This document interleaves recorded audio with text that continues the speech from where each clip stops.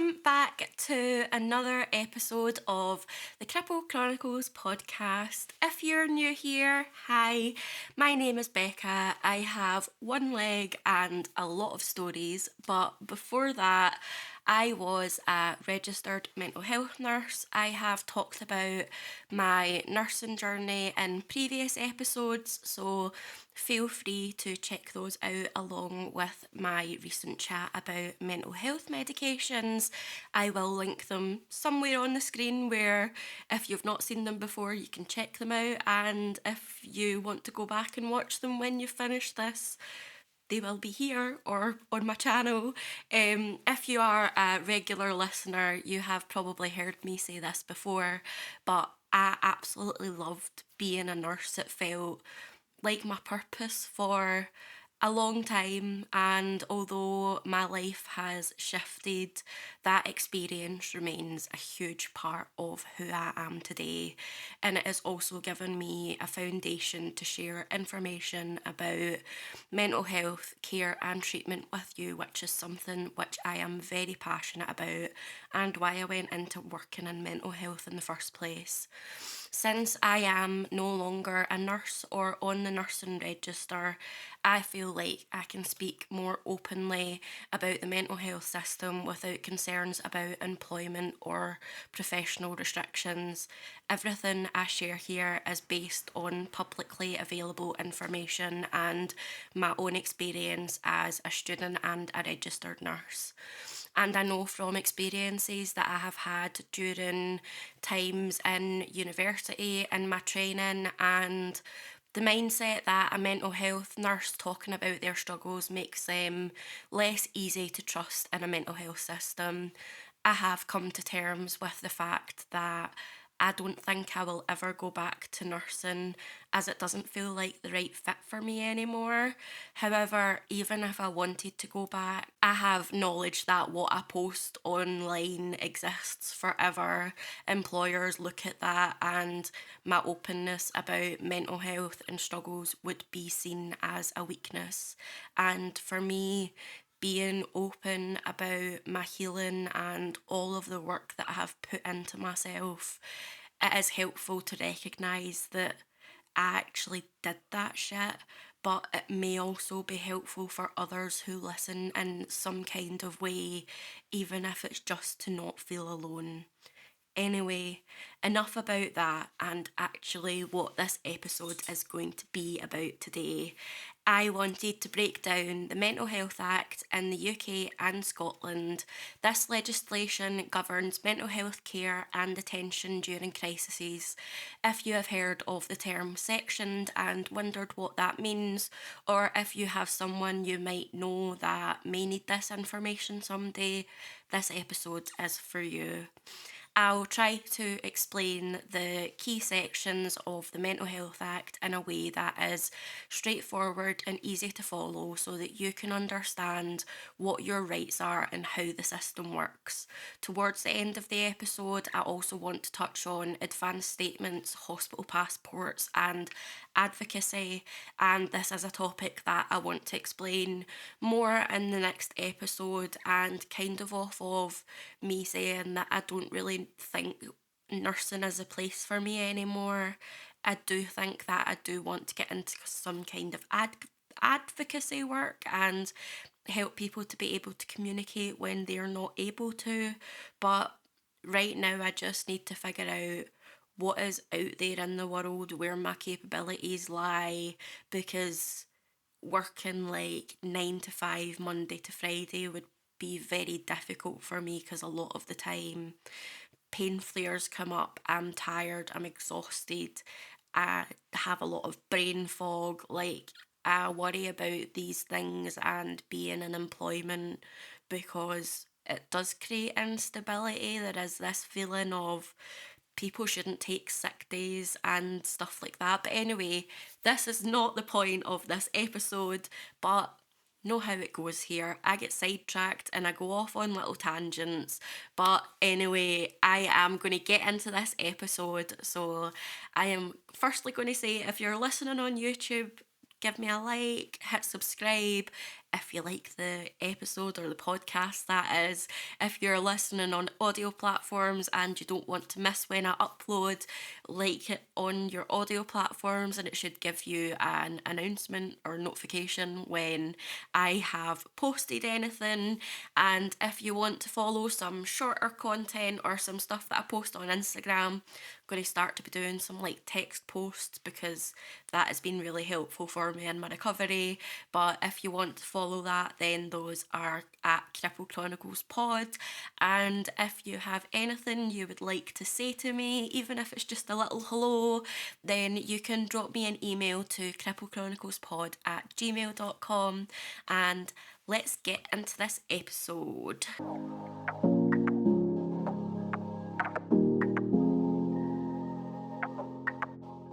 This is actually post Becca. I was just taking some photos for the thumbnail, which you would have seen, but I thought this bit would add in. So because it was a shorter episode as well, this is why you're getting additional content from the end in the middle. Don't ask me, I'm just rolling with it, okay? But I realised I have my nursing tunic, which I am covering up because like the badge on it, because I ain't getting no sued for this. But I recently got a few of my nursing tunics back from my gran, and I had thrown away all of my tunics because I didn't think I would go back to nursing, and at a point it was very painful for me to look at. However, this tunic is going to get made into a little bear to remind me of all of the success that I managed to achieve in uni and actually graduating and getting a job and working however many shifts I worked. I think it was 5 or 6 before taking myself out and losing a leg. So I wanted something as a reminder from that point in my life, and I think Eleanor is also going to use my other tunic I have and like my little ID badge and stuff like that to make up like a wee resin frame, which is really cute because this is something that deserves to be celebrated. And like I said, this is just a little add-in because I didn't really think that I would use this for anything, but I'm like, ooh, I'm talking about the Mental Health Act nurse's tunic. But yeah, let's actually get into breaking down what the Mental Health Act is about, which I recorded earlier, but now I'm here talking about it, so it's the same time scale to you. I can tell I am just not good at this, but enjoy. So I wanted to start by breaking down what the Mental Health Act actually is. The Mental Health Act is a legal framework in the UK that outlines how individuals with mental health disorders are assessed, treated, and, if necessary, detained. It ensures that people get the care that they need whilst also protecting their rights. For clarity, the Mental Health Act applies in England and Wales, while Scotland has its own version, and I am covering this because obviously I trained in Scotland and I am Scottish, so I wanted to bring a bit of Scottish knowledge into it, I guess. But Scotland has its own mental health act, which is the Mental Health Care and Treatment Scotland Act of 2003. These systems are very similar, but I will highlight the differences as we go along. So here are some of the key sections which are outlined under the Mental Health Act in the UK, which covers England and Wales. These are the most commonly used sections, which are Section 2, which is for admission for an assessment. These are used when there is a detailed assessment of somebody's mental health needed. These can last up to 28 days, and during this time, a person cannot leave hospital unless it is agreed on by their care team.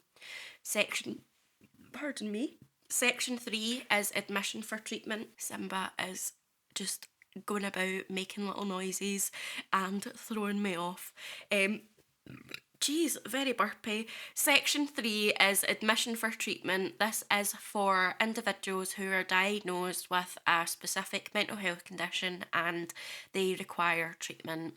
This section means that people can be detained for up to 6 months, and this can also be renewed.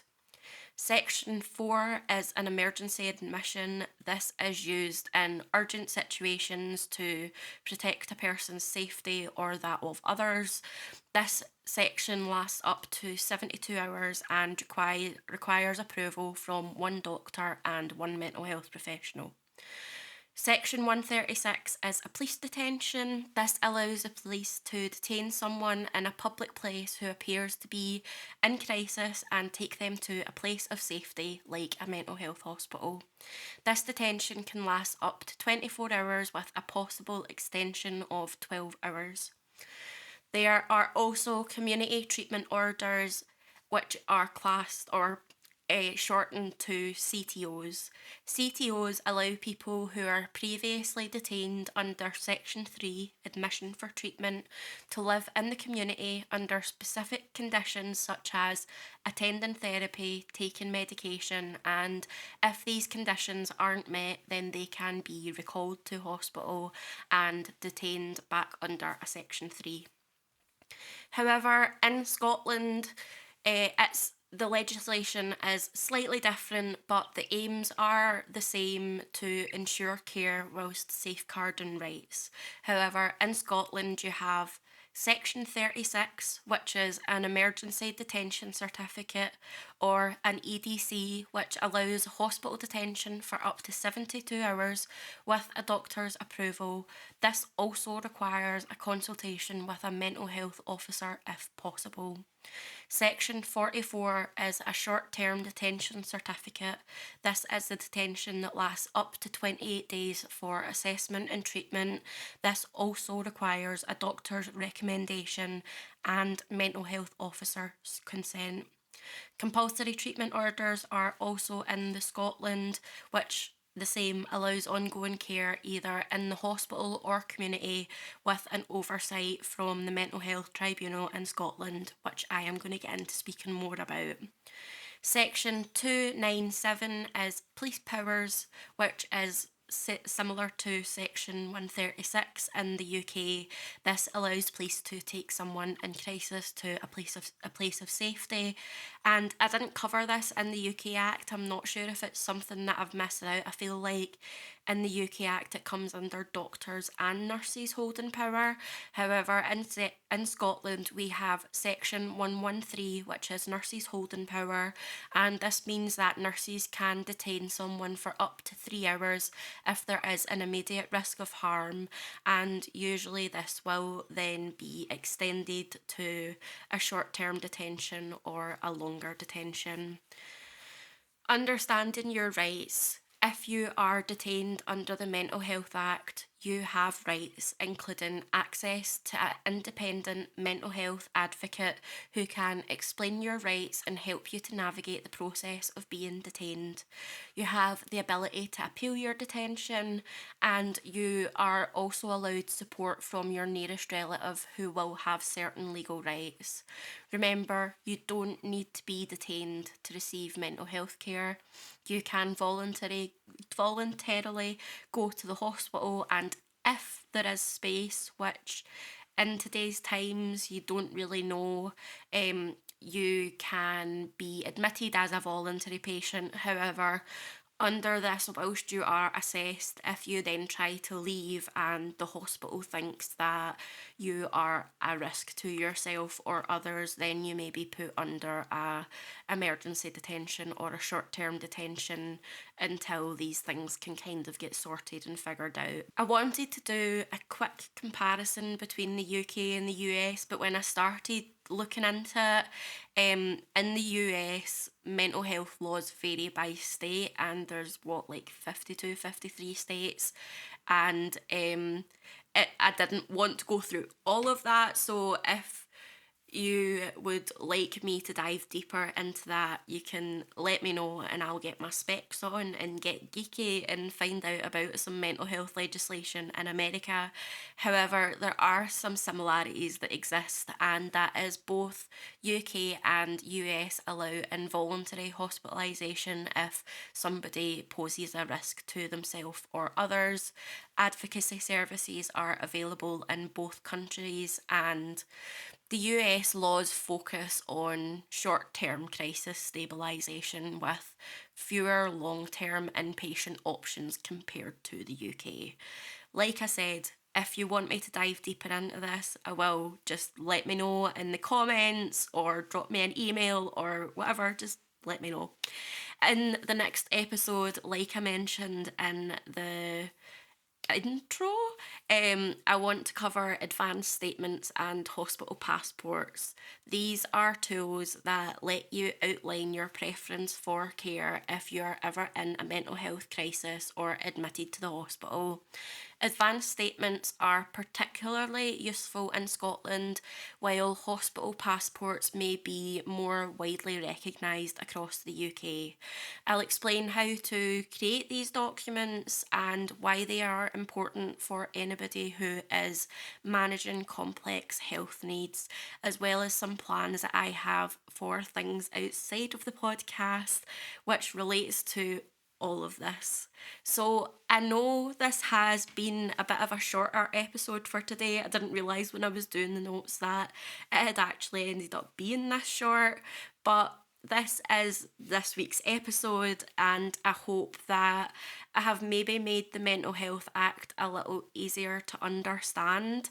Knowing your rights and the framework behind mental health care can make such a huge difference, whether it is for you, a loved one, or someone you are supporting.